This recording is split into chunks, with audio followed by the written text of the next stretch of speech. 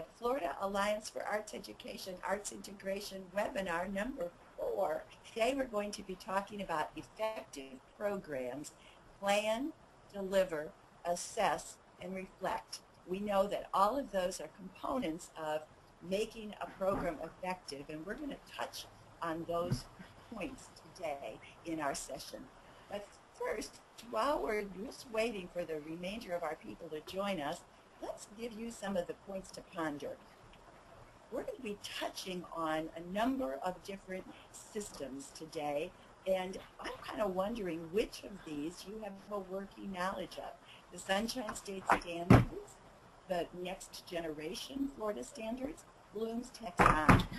How about the 21st Century Skills, and maybe the Common Core Standards? Which of these do you have at least some familiarity with?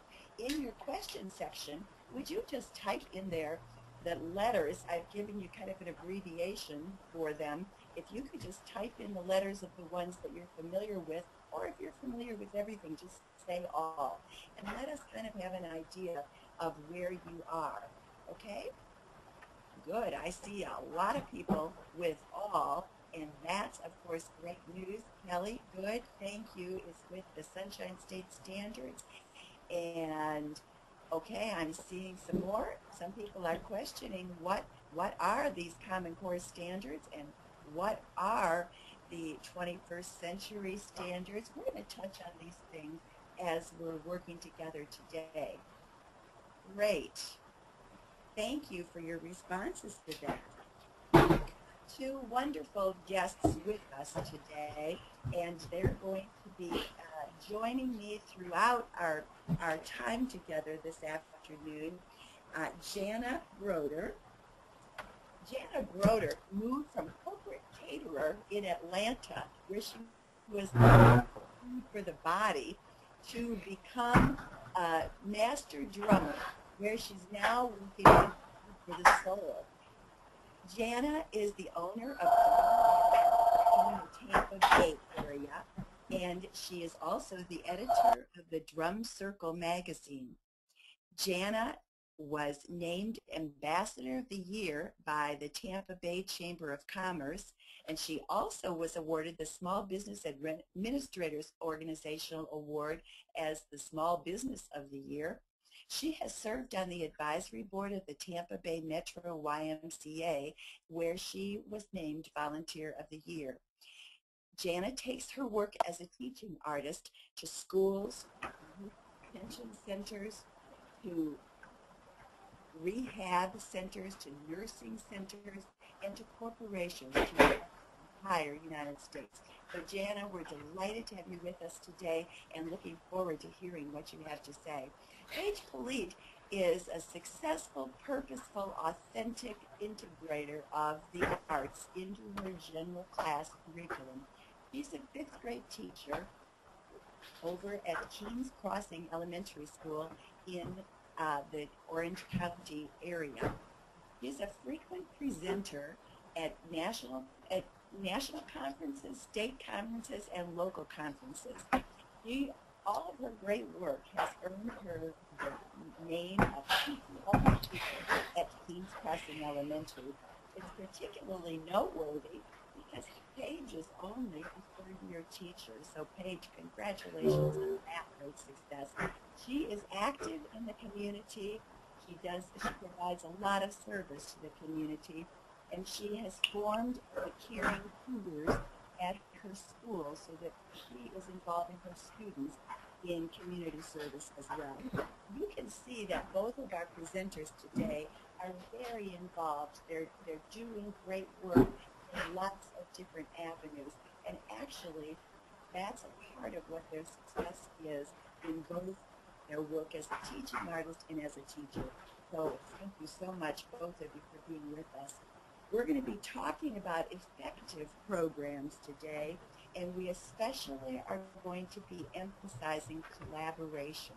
And these two presenters of ours are big believers in collaboration. And we're going to hear a little bit about what they do to collaborate as they plan. Where are we going? That's our first question. And so we're going to ask Jana and Paige to talk a little bit with us about where the rubber meets the road. How do we get started working in the area of arts integration and collaborating to do that work? So Paige, do you want to get us started on this, please? Sure, I will. Hello, everybody. Hope everyone is well. This is a subject that's very dear to my heart, and I believe wholeheartedly in working in collaboration. Really, if you want to know one word about arts integration, it's collaboration between the artist and the classroom teacher. And it's important to note, I think, that arts integration is not playing a song. We really need to have a good understanding of what arts integration is, and it's being true to the art form and true to the curriculum, what the classroom teacher has to teach.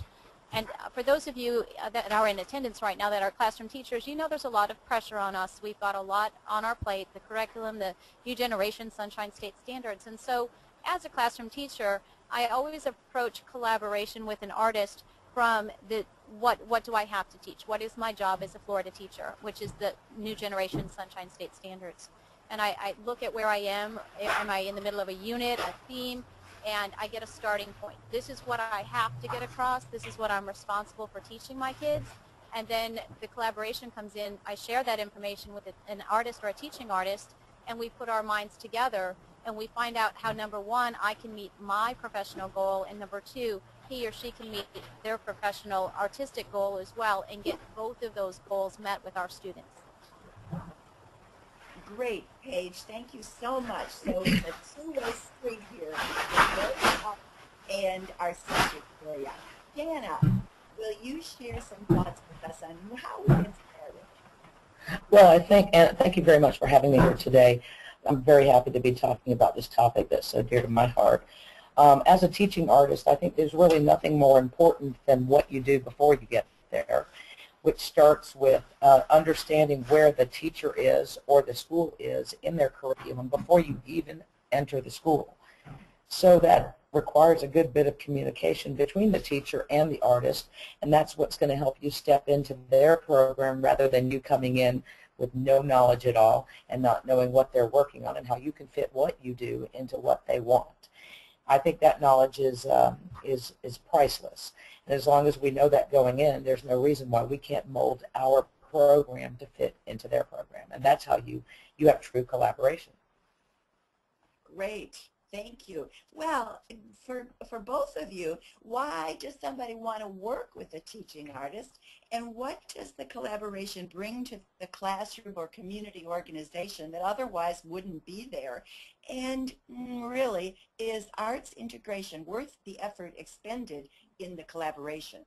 So, Jana, you want to pick up on that? I think the most important thing here is that when you have an effort where you're actually bringing a teaching artist into your classroom, you're bringing in something that the classroom teacher doesn't have perhaps exactly the amount of knowledge that you want in that topic. For instance, I'll bring in an authentic African djembe, but I won't bring one in. I'll bring in one for every student that's participating that day. And that's probably a privilege that most schools don't have. They don't have the resources to provide that type of instrumentation for every single student in the class or every single student in the school. So I think that's one thing that we can bring, is the actual tools to do the job a little bit better than perhaps a classroom teacher is able to do. Good. Yes, and I've seen Jana with her truck full of djembes that she brings into a school, and you all can imagine the excitement that she causes. Well, Paige, what do you think about this? Why bother working with a teaching artist?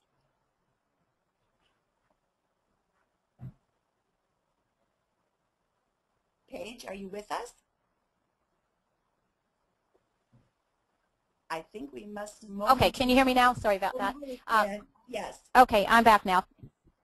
Okay, well, when dealing with arts integration, it's just absolutely, I can say unequivocally, the way to go. And if you have the benefit of working with a teaching artist, someone who's an expert in their artistic field, it just adds to the authenticity. Like Jana had said, I'm pretty good, you know, I can sing, I can do my things, and I'm very comfortable within the arts, but I'm not an artist. So to have a professional artist in my classroom just adds that level of validity and authenticity that I always strive for.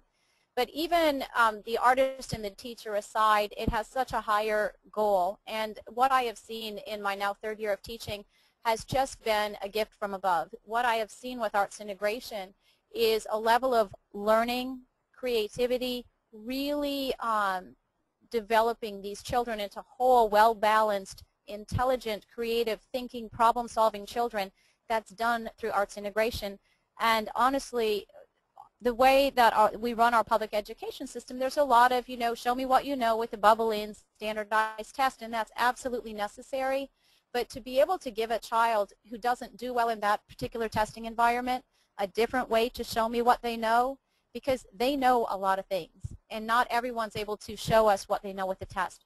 It's really quite a brilliant setup, and it brings such joy to myself and to these kids who really do know a lot of things. They've studied, they've worked very hard, and to be able to have them create something new that never existed before to show me what they know about electricity or show me about the biomes in the world, it's really just a win-win all the way around. Okay, great. Thank you so much, Paige, for sharing those thoughts with us. Well, now, as we think about the effective program, the very first thing we're doing is planning, and the question of where are we going is an eternal question. And how do we make what we're doing fit with the curricular, the institutional, or the social goals that might be a part of a particular school curriculum? Now, we're going to go back to those points to ponder. Most of you have shared your knowledge of these particular approaches to helping us design the ends. And some of you have indicated that you're pretty familiar with all of them, and many of you have indicated that you're not. I'm going to do just a very quick primer, but here's a reminder that during our next webinar, John Letelier, the Fine Arts Specialist from the Florida Department of Education, will be with us, and he will be talking more in depth about Florida's Next Generation Sunshine State Standards. But let's take just a quickie look, because if you're not already familiar, this is the way of the world in Florida education right now. The Next Generation Sunshine State Standards have big ideas, enduring understandings, the benchmarks, the GLEs, or grade level expectations, and the grade level expectations are divided to each K through 5 grade has its own set of benchmarks. The grades in grades 6 through 8 and 9 through 12 have clustered benchmarks. The content that's included in the Next Generation Standards are skills, techniques, creation, communication, cultural and historical connections, applications to life. All of the information that we had previously is still there, but it's been reorganized and it's been placed in a different manner. In order to read those benchmarks, it's helpful to kind of get the lingo that the DOE is using. And so in the example that I'm showing you here, the content area is visual arts. I've given you the acronyms for the other areas as well. The grade level in this case is grade 6 to 8. The big idea is F, so this one's about the future. The enduring understandings are 1, 2, or 3. And finally, we have the specific benchmark that is included. Now, if we go, and if you're interested, and I hope you are, in getting deeper information about the Sunshine State Standards Next Generation, please go to this website that's listed. The website is listed on the FAAE listing of these webinars, and you can just click there without having to copy down all of that information and still be able to find it. Well, you know, oh, now this is going to dance for us a little bit. Sorry about this. We don't want that dancing right there, because we're going to look quickly at Bloom's revised taxonomy. And you see that now creating is a part of the taxonomy. It's made it all the way to the top. And this, too, will be on our website for you to look at further, or it's on many websites that you can find just by searching. The United States Department of Education is using what they call SMART objectives. They want the goals or the ends for the lesson, what you want to have happen, to be specific, measurable, achievable, relevant, and time framed. And so the key thing is to remember that acronym and know that although there are a jillion things that you might want to do in a lesson, you only have X amount of time, and you want to make sure that what you're doing is measurable, but is achievable by the students that you're going to be teaching. 21st century skills are getting a lot of play these days. And the 21st century skills that are listed here are those that sometimes we call HOT skills, the HOTS, the higher order thinking skills. We're still really focused in on the idea of student-directed learning and these higher order thinking skills.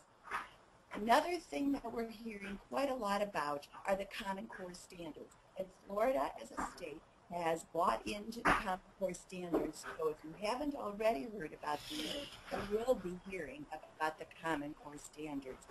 The Common Core standards has fewer, clearer, and higher level standards, with the idea being that they will drive policy and practice. The Common Core standards are aligned with college entrance as well as work expectations. The Common Core standards seek to be rigorous and to really promote the higher order thinking skills. They're internationally benchmarked and they're research and evidence-based. And so, where is the emphasis in your teaching? Is it on communication? Is it on experience? Is it on assessment? Is it on meeting EPCAT needs? I'd like you to take a minute and in that question area on your control panel, please type in some of your thoughts about what is the emphasis in your own teaching. So just take a minute to do that.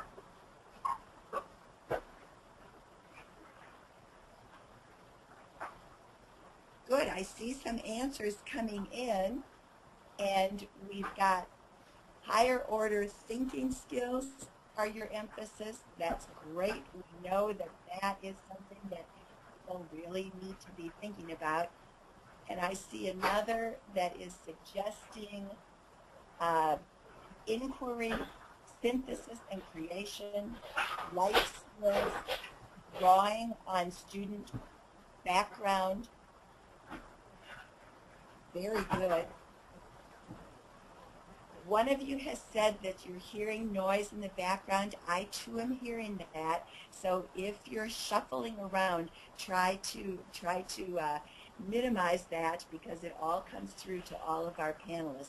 And I must excuse myself for my own voice, because I am just recovering from bronchitis and I'm really projecting as loud as I can, and I know that it might be hard for some of you to hear me. So what percentage of your teaching is currently devoted to student inquiry and self-assessment? Take a second and give us your input on that question. Yeah, I know that Andy does independent thinking in the work that he's doing. Thanks, Andy. Communication and observation is very important to Judith Salomon. Thank you. Sherry wants to allow students to be creative, but challenging them to think outside of the box. Thank you. About 50% of Nzinga's time is devoted to inquiry and self-assessment, and Bonnie is spending about 75% of her time in that area. As an IB primary years program, Shanna tells us that these should be the majority of the time. Marie says, we don't have enough of this across our school. Our students need to be more creative in their learning. Thank you all for some great responses, and we've got more, but we're going to go on, and I'm going to give you a chance to give us some of your input again. in just a little while. So we've talked about where we're going in general terms, thinking of the standards, the Common Core standards, Bloom's taxonomy, all of those things are going to help us in determining where we're going. But where are we now? The question of where meeting our students where they are is one that is really very important. And so, Jana, when you go into a school and you're new to the situation, how do you find out who those kids are that you're going to be teaching? Well, before I go to a school, I ask a lot of questions. I want to know the type of school I'm going into. I want to know the occasion in which I've been invited to the school. Is it part of a African History Month? Is it part of a piece of curriculum that they're working on? I want to know a lot of information before I even go. But particularly, I want to know what skill level those children are at what I'm going to bring into the school. And if I'm bringing African drumming into the school, have these children ever drummed before? What kind of knowledge do they have? I always send a study guide prior to my arrival. It gives some activities and some vocabulary words and a discology where they could actually listen to the music that we'll be working on. So I try to pre-do so much that by the time I get there, I feel like I know them. Thank you, Jana. And now, if a teaching artist doesn't provide that already, can the classroom teacher somehow encourage the teaching artist to do that? And if so, how, Jana? I definitely think that the classroom teacher can be so involved. I always ask the classroom teacher to just be one of the students. But before I get there, the classroom teacher can take that study guide and use much of the information that's on it to prepare the children for my arrival. And then when I get there, I should just be reinforcing what they've already started and take them a bit further. And the beauty of it is then the children and the classroom teacher gets to have a hands-on experience, something that doesn't happen out of a book, or certainly something that doesn't happen unless you bring a teaching artist in that knows more about the topic than perhaps the teacher does. Great, Jana. Thank you so much. And I want to tell you that I just had a message from Andy, and he says, Jana is one of my heroes. So you're getting love messages at the same time. Paige, how about telling a little bit from your point of view? Yes, well, when collaborating with an artist, it's very important that we are communicators, which is a 21st century skill. It starts with the two of us in planning what is needed, and I think it's really critical what Jana said, in that if a drummer is coming or a dancer is coming, whatever kind of artist is coming in, it would be very helpful and more efficient if the classroom teacher just provides that information. What do my kids know about movement? What do they know? What vocabulary do they know? How much have we interacted with music or dance or drumming, so that we don't waste time, because every minute is precious to all of us. We're all very busy. That's number one. And number two, I think it's, we both have our goals to meet, like I said, and I think that it's very, very important that we honor each other and respect each other in the planning process. I know where I am as a classroom teacher, what units, what I'm in need of, where I am, where I'm headed to, and I need to be able to communicate that effectively with the teaching artist so that he or she can share their knowledge and their expertise, and we can put our brains together and come up with something that absolutely gets us where we need to be together. Thank you, Paige. And so both of you are saying that this collaboration is really important. And sometimes the teaching artist will come in assuming that the kids have no experience, and with a conversation ahead of time, there would be the opportunity to overcome the problems that sometimes might come with that. And Paige has shared with us the idea that the teacher is going to have some very important input about the class. Thank you both. Now, let's move on, because, you know, planning takes up a lot of our time, and we know that planning is really critical to our success. But then we get to the delivery. Once we've got the plan, how are we going to deliver? How are we going to get where we want to go. And this is where the idea of our strategies and our specific experiences that we will provide, this is where all of that comes in. And so let's hear from Paige a little bit about the delivery of this arts integrated program. Paige? Okay. Well, delivery, planning is obviously the critical component, but if you don't do well at delivery, it's sort of a moot point. To deliver it, there's a lot of different components, and when you're teaching in conjunction or collaboration with someone else, you have to go back to kindergarten and take turns. And part of the planning process is to say, all right, I would like you to do this. This is my comfort level. Let's just get everything out on the table, what I'm willing to do, what you're willing to do, and assign maybe a role might be an easy way to do it if you've not worked with a particular artist or a teacher before, to say this is my job, this is your job, so that everybody has a role and we're very comfortable and not stepping on each other's toes. But that's just details. But the more important part in delivering is you got to make it awesome. You've got to get those kids' attention. Set a purpose for learning. What is it we're learning? Always have, your learning goal posted, a very clear strategy. Where are we headed for the day? Make sure they understand that. But for goodness sake, make it compelling, make it exciting. And when you bring in the arts, it allows these kids to connect with the information emotionally and so on so many different levels, and it's just imperative that it gets delivered successfully. And I need a teaching artist to help me with that, and a teaching artist needs my expertise as well, and therein lies the beauty of collaboration, because where I'm weak, the other is strong, and vice versa. Right. And Paige, I know that you also talked about the time available, that you talked about the time as being finite, and we have a particular amount of time. What happens if things run over and if everybody gets a little carried away with what's going on? How does that affect what's happening in your classroom? Yeah, it's an excellent point. There truly is a very limited amount of minutes in the day that we have for any kind of instruction. And again, going back to planning, the time frame has to be very clear, and it's pretty much non-negotiable. Not to say that when you're in the middle of delivering the lesson, there aren't variances, because of course there are. And sometimes those variances are some of the most brilliant teachable moments. As you know, it can be a wonderful thing. But I would say, from my experience, because it happened, I'm the classroom teacher and I know the kids and I know the school schedule, I would probably have to just jump in and take ownership of that myself and make sure that I'm leading the instruction the way it needs to go. And if it's tending to go over, I'm going to have to find a stopping point and talk with the teaching artist to see, is there a way that we can continue at another time. But I think in my particular case, and maybe most classroom teachers might feel that that might be a game time decision that has to be made by the classroom teacher, because we have, to be somewhere else in 5 minutes.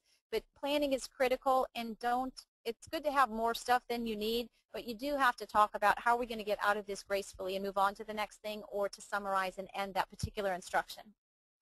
Good, thank you. And Jana, what do you think about all this delivery? I think there is nothing worse than running over time. In a classroom, it can be very hectic, and usually when I go into a school, it's back-to-back sessions. So running over just means the next one gets less time.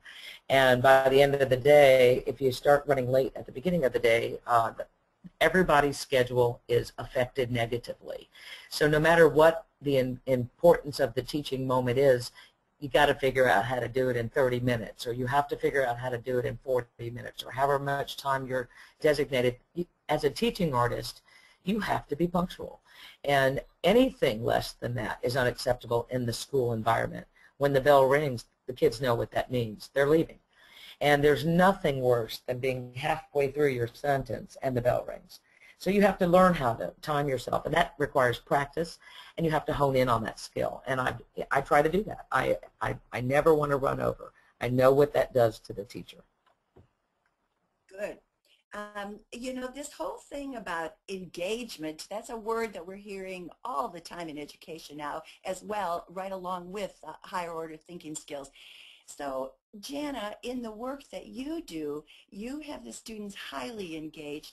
Talk about how you push them into the higher order thinking skills through the engagement that you're providing for them with the drumming. Well, that's a great point. I think Paige made the best point when she said you have to be extraordinary. The artist has to come in and be that much more exciting than their normal day. First of all, the school or someone has chosen to fund you, have to pay you to come there that day. So you not only have to be worth it, you have to be more than worth it. And when you get there, to engage children in a loud activity, which drumming is, you have to be on your game. And when I go in, the first words out of my mouth are hands up, because I already know that if 60 children sit in front of drums, it will be impossible to rein in that sound. And so as a teaching artist, you have to know what it is that's going to trigger those children in excitement, and also know what it is that's going to make those children engage. And it has to be exciting, but not too exciting. It can't get out of hand. It can't be chaos. The teacher does not want you to go in there and create havoc and then leave the children in that way. And of course, drums could do that. So I have to be very careful how I deliver and how I finish. I have to be very careful in what words I use and the languaging, so that I'm teaching vocabulary at the same time. I'm always trying to fit into many different Sunshine State standards to make sure that every moment that I'm with those children is a teaching moment. And I try to stay on task, which means whatever the teacher and I plan to do prior to my arrival, that's what I'm going to do. Great. So make a plan, stick with the plan, and make it happen is what you're all telling us. Great, thank you. Well, now we're going to move on to the next thing in our little quartet here, the idea of assessment. And we know that assessment is really tremendously important for lots of different reasons. But would you just take a minute now in your question area on your screen? Would you take a minute, please, and indicate what your favorite means of assessment is? What's your favorite?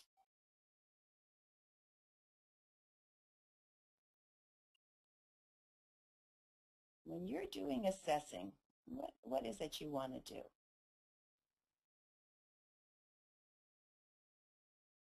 Yeah, Deb has a very good point here. She says it should be, the assessment needs to be discussed at the planning prior to the workshop as well. And you're so right, Deb. Shanna likes to have games or artistic expression as the means of assessment. She also likes to have projects because she's going to have the kids engaged and doing things in her school. Shanna is the principal of a wonderful school over in Osceola County. She's also reminding us that rubrics are important. Marie tells us that her favorite kind of assessment is some kind of project or production. Sherry likes 50% oral and 50% other. Bonnie asks them direct questions so they think about the answers and show the answers. Nzinga's right there with Shanna saying she wants games and projects. And Judith Solomon says questions and answers with the class if time allows. So we've got some favorites, and I see that more responses are coming in. Thank you so much. We've got some favorites here. Let's talk a little bit about assessment. How do we know that we've arrived? And so as we think about this, I'd like to hear a little bit from Jana and Paige about their thoughts related to assessment. So Paige, can we start with you? Yes, it's very interesting when you think about arts integration and assessment, and I think a lot of people are maybe afraid to jump over that gap because we're very tied to pencil and paper test in our educational culture. But I have to strongly encourage anyone who's interested in arts integration, I want to let you know it's okay to assess kids another way. Although we have our state standardized testing called the FCAT, that's just one assessment. Our day-to-day classroom assessments can pretty much look like anything as long as it's okay with your administration, I'll say. But for example, even in my first year of teaching, I had the great fortune of working with a puppeteer, and she came in and trained my kids and me on some basic puppeting skills, and we were learning electricity and science. And the final assessment had nothing to do with paper and pencil, but the kids got together in groups and created a puppet show. and there was a rubric. I heard one of the attendees said rubrics are so important that all of the scientific criteria had to get met, but also the puppetry skills were also graded in that rubric and in that activity. And I have to tell you, my kids did brilliantly. Of course, I fell on the floor laughing because they were so creative and so wonderfully funny. But it was such a wonderful opportunity to say, hey, kids, this is your final exam. Show me what you know. And as a classroom teacher, those words, show me, not tell me, not bubble in a bubble, but show me what you know, is such an open door to freedom for these kids, and they rise to the challenge.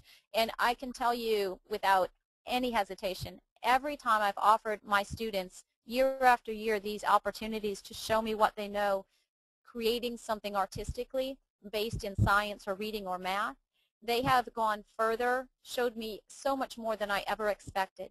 So I have to strongly encourage people to get out of your comfort zone just giving a paper and pencil test. We absolutely can find out what our kids know in many different formats. Thank you, Paige. So making it happen so that we see the kids demonstrating what they have learned is a really important approach. Thank you so much. And Jana. Yes.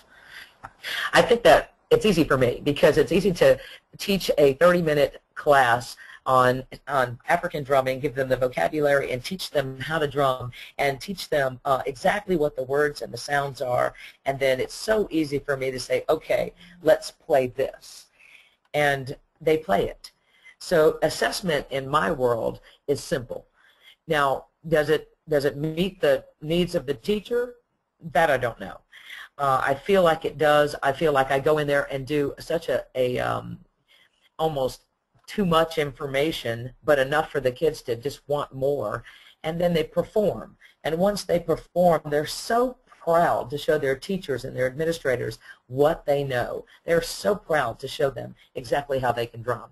So it's not that hard for me. It's actually one of the easiest things for me to do is assess. I get piles and piles of letters from children and letters from administrators and teachers that it totally explain to me how much those children learn in that short period of time they have with me.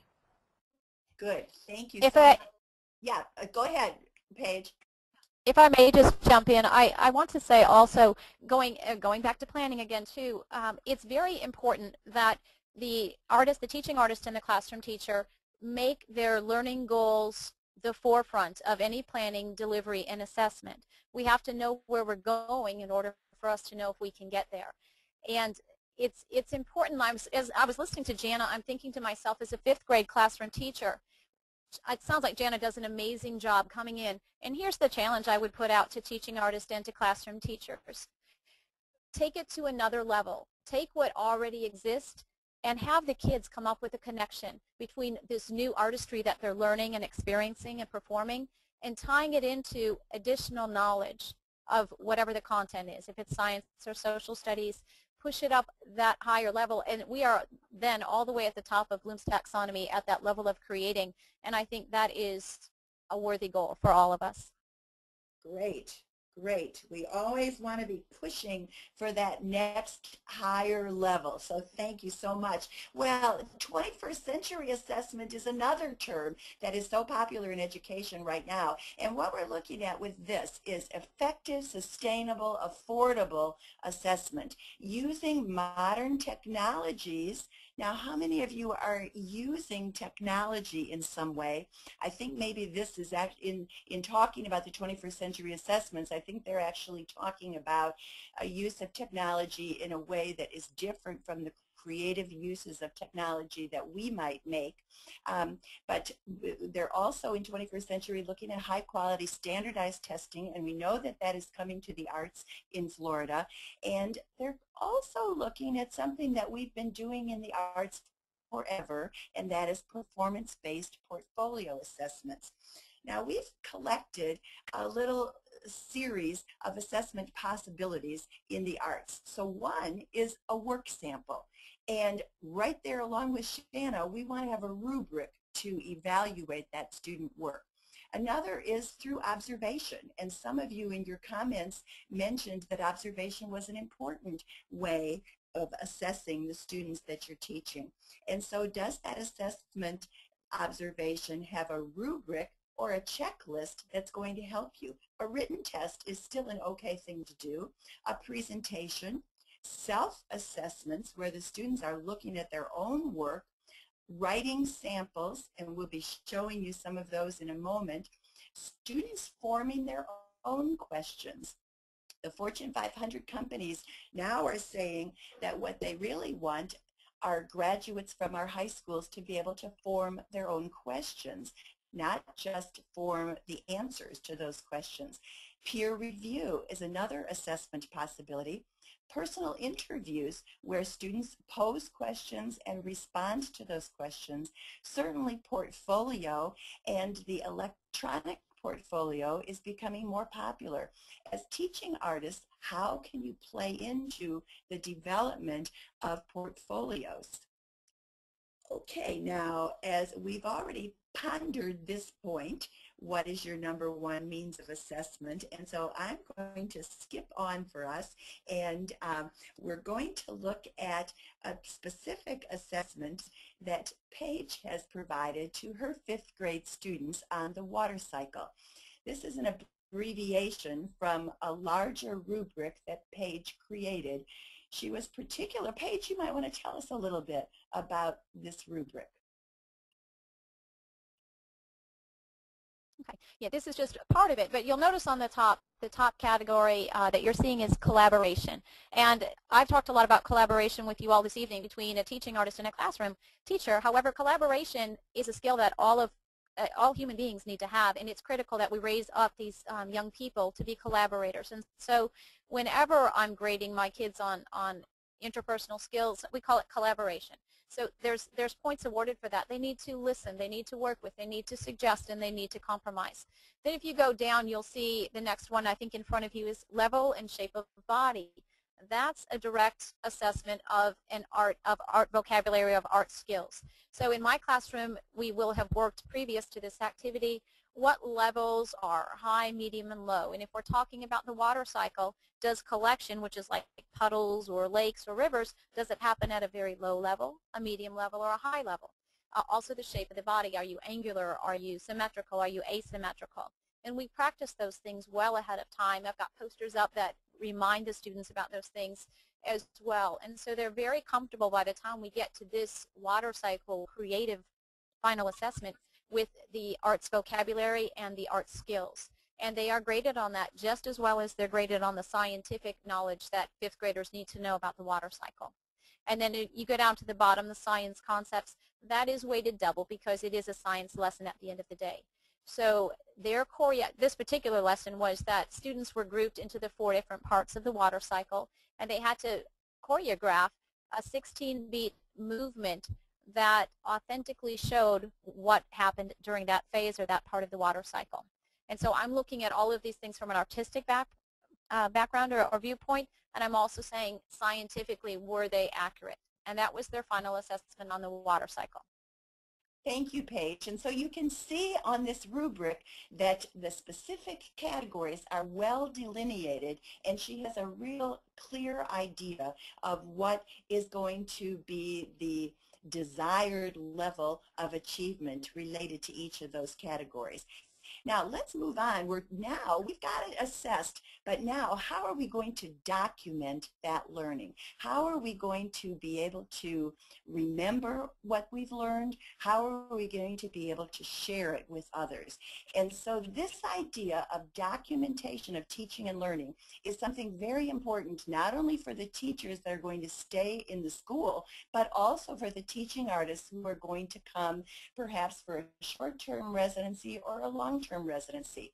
How are we going to share with parents, with other teachers, with people who come into the school, what has happened as a result of this arts integrated experience? And so the information card would list on it what the goals of a particular lesson were, the arts and the other subject area goals, what the lesson experiences were, in other words, what processes the kids engaged in, and would also provide some examples of student work. You might look at that and say, video? How are we going to provide video? But with all of the advent of iPads and even iPhones, it becomes much easier to provide video as part of the ongoing documentation in a classroom. I'm going to share a few examples. In this one, you're seeing the teacher display the student artwork, and she is identifying what the goals. We learned that quilts are used as signals for safe houses in the Underground Railroad. We're not seeing everything that's there. We also learned about fractions. And so this is telling us, to a certain extent, what's happening in this particular quilt making experience. Otherwise, a visitor may come, or students may come and look at this quilt displayed and think, well, that's pretty. Oh, I like the colors that they chose. But the learning that was undergirding this experience is really much deeper and more important. Perhaps your display would include the goals and a lesson outline. And so this says, this is a map of our community. So the goal is that we're going to create a map of the community. We are 3-, 4-, and 5-year-old artists. We use scissors and glue and paper to create our map. First we learned about, then we learned about, and so it guides the observer through the particular lesson. This is what I'm calling a guided display of student work. And so here in a glass case, student work is exhibited, but okay, this is problematic. Okay, student work is exhibited, but there is that information sheet that tells what the goals were and what the procedures were that the students participated in. You might share a step-by-step analysis of the project, as this particular thing has done. You can see that finally students cut shapes and lines from the paper, but in the frame before this, which you can't actually see, there are photos of the students in process of creating that particular work. Here's a student work sample on printmaking. So these students were learning how to create their stamps, and they were doing printmaking. You can see that they were relating it to the story of Swimmy. They used a multimedia process with watercolor. Here's another student's work and another student's work. I'm sharing all of those with you because what we want is for all student work to be able to be shown, and for all students to have the recognition of their work and for their ideas to matter. We can assess and document by sharing still pictures. In these photos, on the left, you see the child working with his script for Reader's Theater. He has certain words highlighted that are important in what he's going to be saying. And then the children on the right are performing that script. But these photos take us into the classroom so that it's more the process than only the final product. And we can also assess using a classroom video.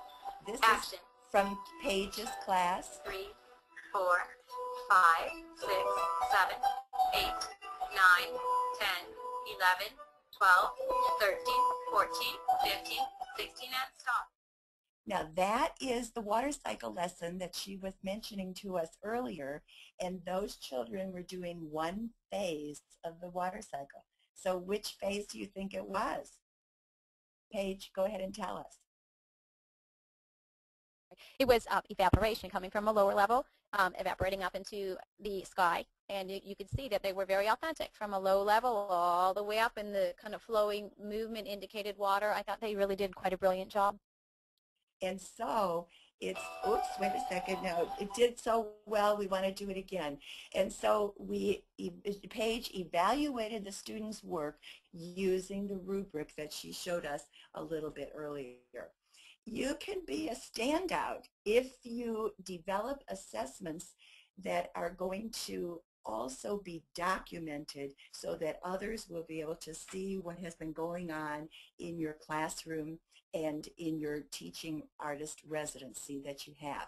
Well, so we're coming to the last of the points that we're going to talk about today in planning an effective program, and that's reflecting on the work that you have done.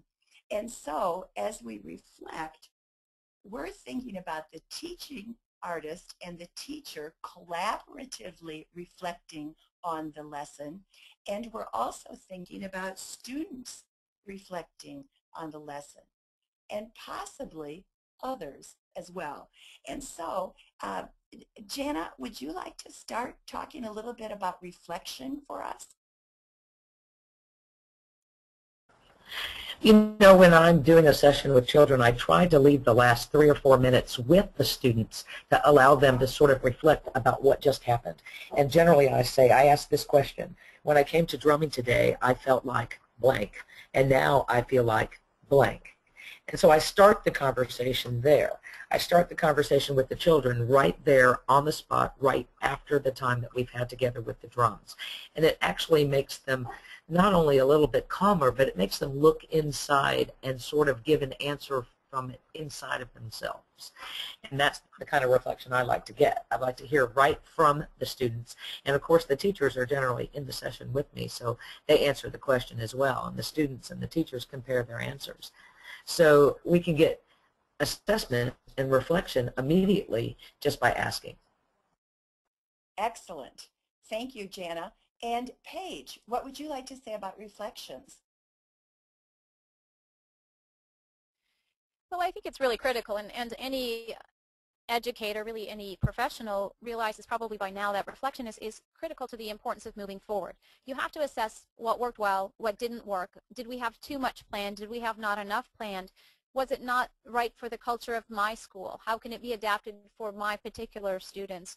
All the specific things. And there are going to be hiccups along the way, and that's where the reflection part is so important. It's really such an integral part of this collaboration of what we're doing with arts integration. It's very important to sit back and analyze what worked for you, Jana, what worked for you, Paige, and then we'll talk about it. How did the kids interact? And let's not exclude the kids from that reflection process. I think, like Jana said, it's really so important to validate them. It was their experience as well, more theirs than ours, really. How did they feel about it? Did they feel like it helped them towards their learning goal, to achieve their learning goal for the day? Did they enjoy themselves? Were they uncomfortable with something? What did they love? What did they not love? Bring them into it, because they will tell you exactly what happened, and it's going to help both the teaching artist and the classroom teacher to be better and more successful in the future. And then the other reason I think it's very important to reflect, when you find that magical lesson with arts integration, reflect on it, hone it, make it as good as it possibly can be, and then for goodness sake, share it with somebody else. You know, share the wealth around, but you want to share your best work. So that's why it's very important to reflect and make sure that your final product is as good as it can be. Excellent. Thank you. Well, let's take a quick look at a couple student reflections. This one is from one of Jana's young students, and what he's saying is drumming is something that can bring out your emotions. If you're embarrassed to speak what's on your mind, you can just drum. And that tells us a lot about what this experience means to this particular child. In another setting, Jana, as we said earlier, works in youth detention centers, and here she is making a difference with these students. Dear Drum Lady, I just want to thank you for coming to Falkenberg Academy and giving us the opportunity to play the drums with you. It was a wonderful experience. It also showed me there are other things to do besides sell drugs or break the law that are just as fun. It was also nice to get out of the daily grind of Falkenberg Academy, He's said quite a lot, hasn't he, to share those particular views with us. Well, let's think about a plan leading to success. So we want to fit with the curricular, institutional, or social goals of the situation where we're teaching, and we want to focus on those end results. We got to know who the students are so that we can teach those students and not the ideal students that we might like to be teaching, or some that might be at a different school or whatever. We need to have a specific plan for the strategies that we will use, emphasizing engagement and the development of higher order thinking skills. And that takes some practice to formulate questions that will stimulate higher order thinking, not just be the yes and no knowledge-based questions that are at the bottom of that Bloom's taxonomy. We want to have specific kinds of assessments. What are the students taking away as a result of the experience that you've provided? And we want to have the documentation of the teaching and learning.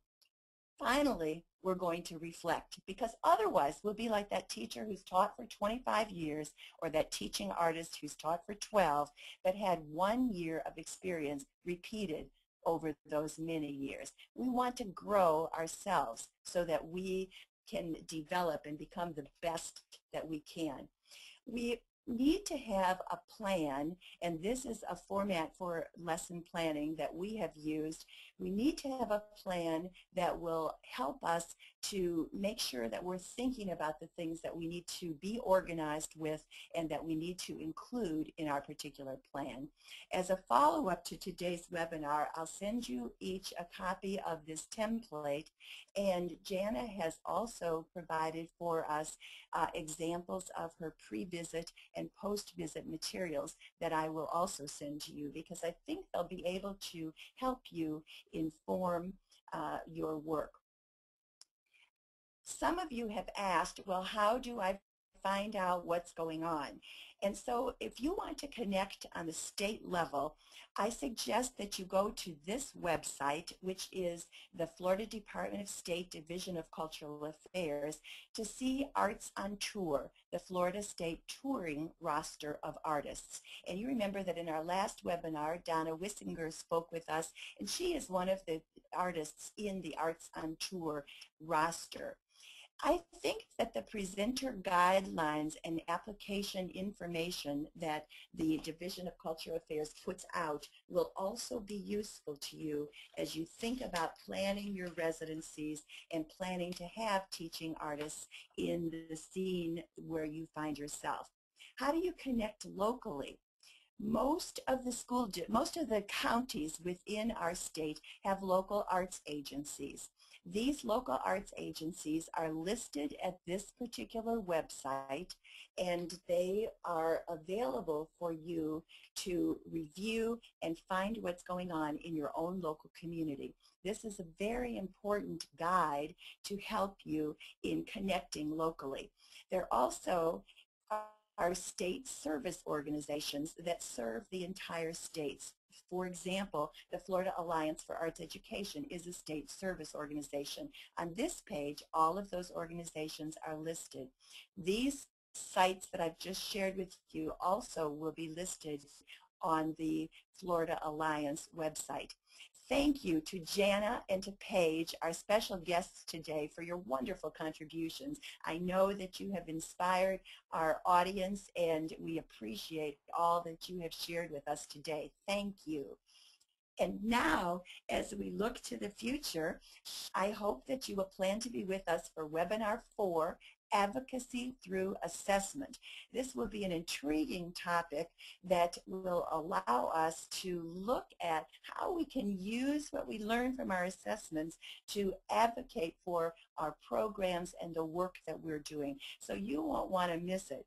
We have special guests with us for this webinar. John Letelier, the Fine Arts Specialist with the Florida Department of Education, will be with us, and Dr. Tom Pearson, who is the Fine Arts Coordinator for the School District of Palm Beach County and also President of the Florida Alliance for Arts Education, will be with us.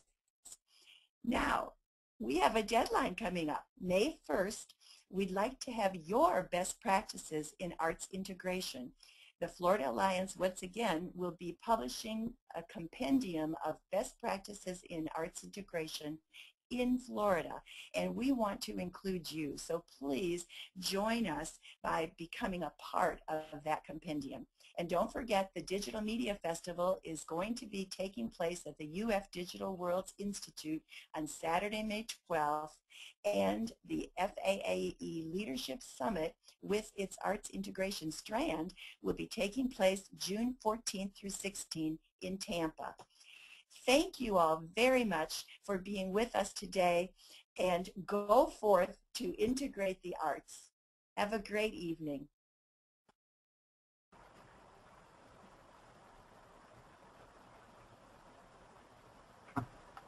The organizer has ended